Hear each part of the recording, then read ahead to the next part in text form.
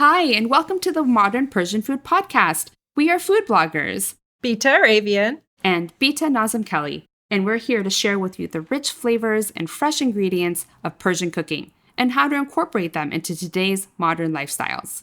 We're excited to introduce you to the flavors, tastes, and techniques we use, and also our own cultural stories and perspectives growing up in the U.S. in a Persian family. Thank you for joining us.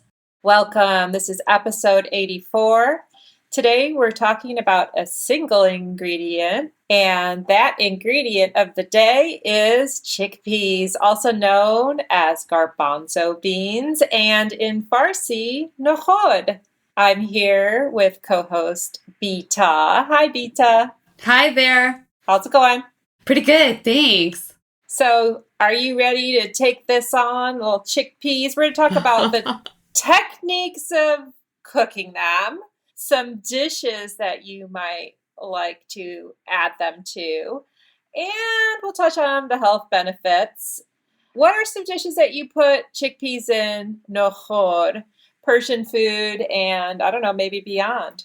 Yeah, I think that nokhod is one of those ingredients that there's certain Persian dishes that really aren't the same without it. When I think about nokhod, I immediately think about ash rishte.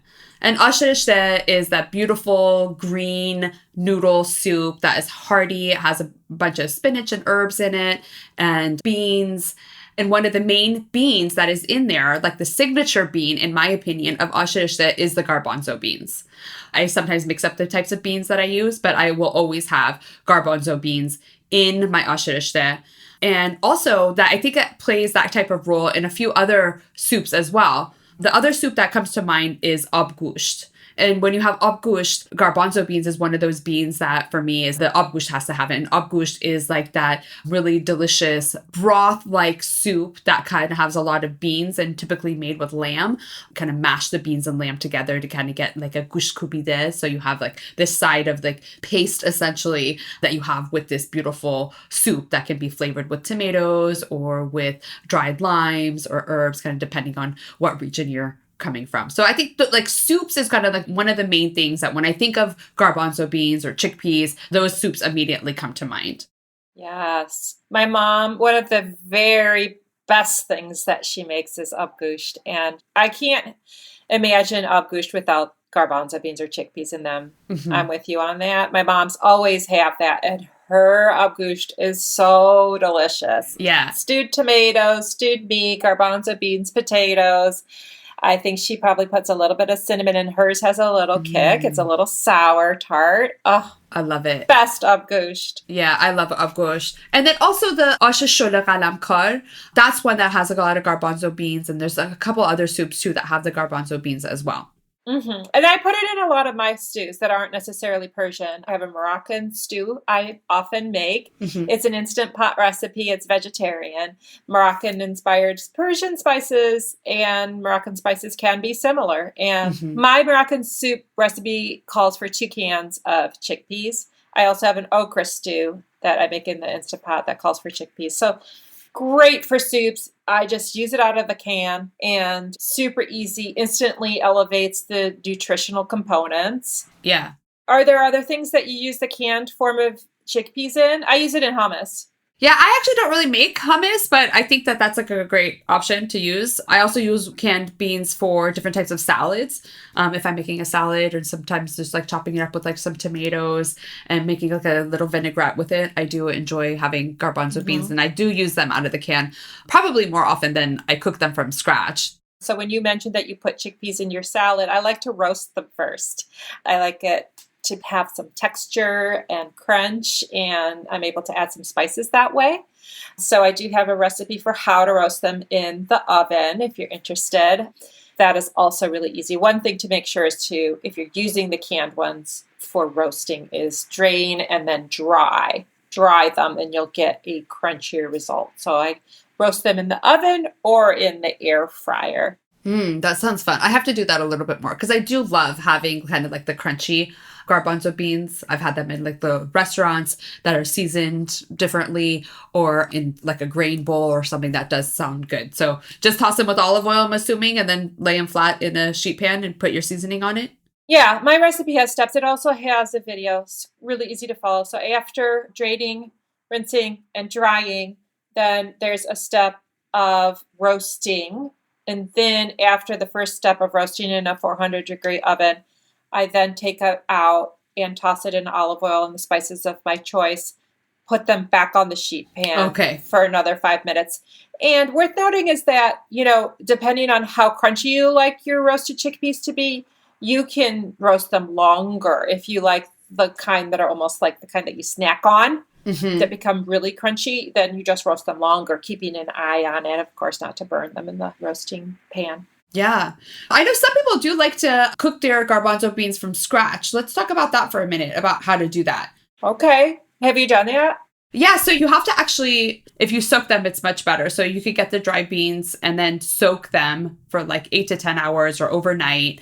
And then they kind of like puff up. They get bigger in size. And then you can cook them in a pot with some water or broth on your stovetop or like in a pressure cooker. You do have to make sure it actually fully cooks. So it kind of does take a while. So that's kind of like why I usually resort to having them in canned form.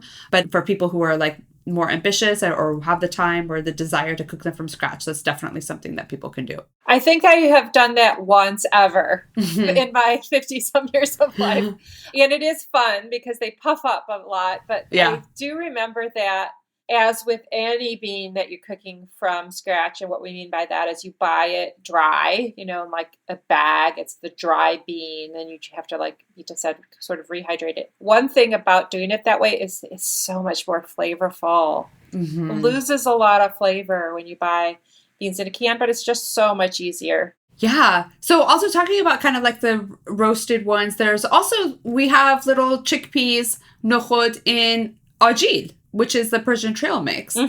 Those are more roasted, dry roasted. So you can see that sometimes in the Ajeel trail mix, which is like kind of served when you have guests or just like a great little snack to munch on. Just a little memory that I have of some of the trail mix actually wrapped up in little lace bonnets, essentially, that are handed out sometimes at like kind of like religious events, and they're called mushkol gosha. They're supposed to kind of like, if you have a wish or something that you would like to happen in life, by eating these, you're kind of like getting to your goals. And mushkil gosha, so if you have any mushkil, if you have any issues or problems, it's thought to be said that if you eat these, then it gets rid of those ailments or those negative things in your life. How interesting. Food that has like beyond medicinal properties is going to solve your problems. Yeah, absolutely. I love that. Gotta stock up on some mushkol gosha these days. And where can I get some of that? I have never heard of it. Yeah, it's actually like their little homemade thing. So basically your little Ajeel trail mix, and then wrapped up in little pieces of either lace or little fabric and kind of tied together with a little like ribbon. Oh my gosh. So, I mean, I make Ajeel. So basically it's a repackaging and repurposing in a meaningful way. Yeah, absolutely. With the intent of solving ailments and getting rid of people's problems when they eat it. So it's kind of like a nice little intention as you wrap them up. Yeah. There's a little side story there. Growing up Persian American. No, I love that. I'm getting educated. So there's also the flour form. Yes. Of chickpeas, chickpea flour. It's gluten-free, and it's what is in a very popular Persian cookie, Nokhodchi, Persian chickpea flour cookies. It's the tiny little clover-shaped cookies that sort of like just crumble and melt in your mouth. Yeah, I love them. So easy to pop. They are so good. I have personally tried to make those cookies and use chickpea flour without much success. So that particular one I have not nailed in my baking history. However, I honestly think it's finding the right brand of chickpea flour. I feel like I just haven't used the right kind of chickpea flour. Maybe I need to use a Persian one. The times that I've tried to make it, I think there is a like an aftertaste. Almost like a bitterness. So I'm just not doing something right, or I don't have the right ingredient. So if you know where I can get the right kind of chickpea flour to make the best chickpea flour cookies, let me know. I haven't found it yet. Yeah, that question is to our listeners. If anyone has that, let us know. I have gotten a gluten-free flour that has chickpea flour among other things. Like I think it had like pea flour or something. And I think that is definitely a problem. I don't think peas should have any place inside cookies. Like, put the gluten back. Yeah.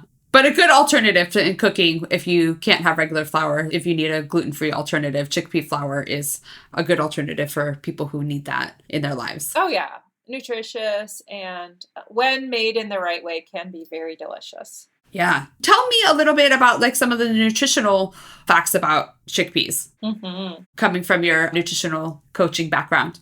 Sure. Well, they're loaded with protein. They're a complex carbohydrate. They have good dietary fiber, which means, they just like satiate, right? So sometimes I'll compare roasted chickpeas to popcorn. Like, I think that sometimes the texture and flavor can be similar because I put spices and salt on my popcorn. But obviously, eating popcorn, it's going to take a huge, massive bowl of popcorn to satiate me, and it's going to be like empty calories. It's not really going to have nutritional value. But if I have a small bowl of roasted chickpeas, now we're talking. I'm getting full. I don't need as much, and I'm getting the things that my body needs, the protein and healthy nutrients. So I guess that's how I feel about the health aspects of chickpeas. They're great for you. Yeah. I'll put them in Buddha bowls and salads, and they're delicious. My family likes them a lot, so we use them in many ways. Oh, good.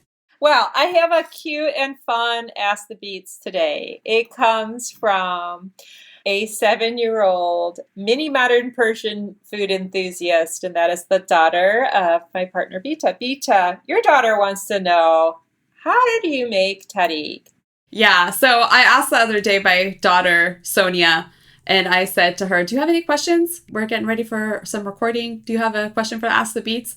And she says, Mommy, how do you make tahdigh?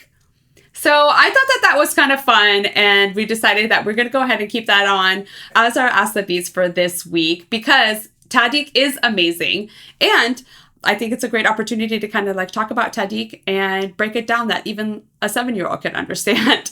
But I do have to say that she is one of our biggest fans, and she does listen to the episodes and loves it. So this is for you, Sonia June, how to make tahdigh. So there's 3 main types of tahdigh. We have the rice one that we a lot of times put with saffron.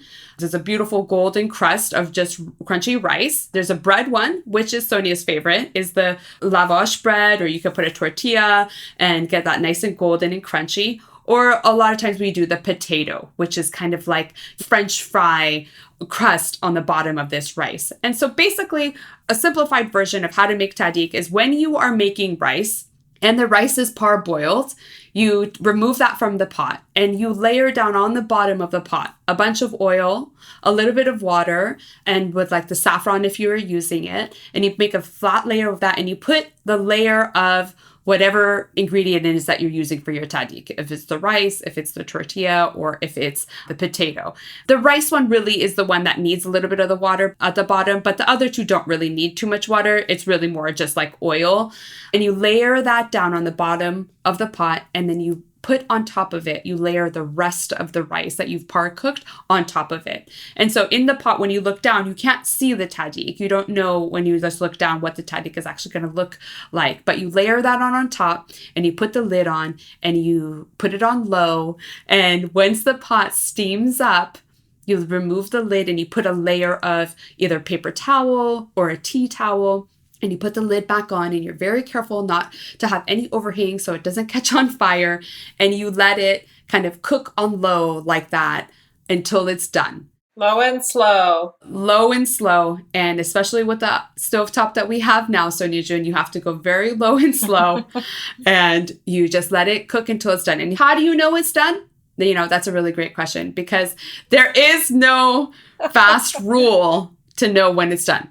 Sonia, trial and error, sweetie. Trial and error. And relying on your senses is a good way to do it as well. A lot of times you can smell, oh, I'm starting to smell something a little bit toasty. I think the tahdigh is kind of going to be ready soon. The rice is going to be ready soon. That's one way to do it.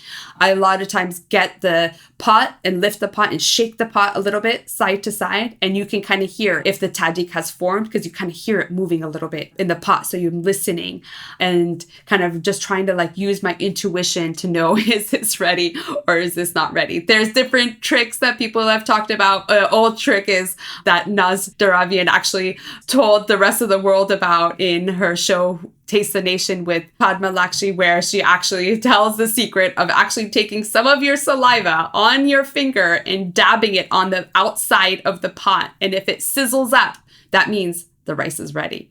So we can try that at home and see. But, there is no hard and fast rule to do it. Beata, do you have any tips on how the tahdigh is done? Yes, your Auntie Beatsy is going to tell you half the time doesn't work and don't sweat it.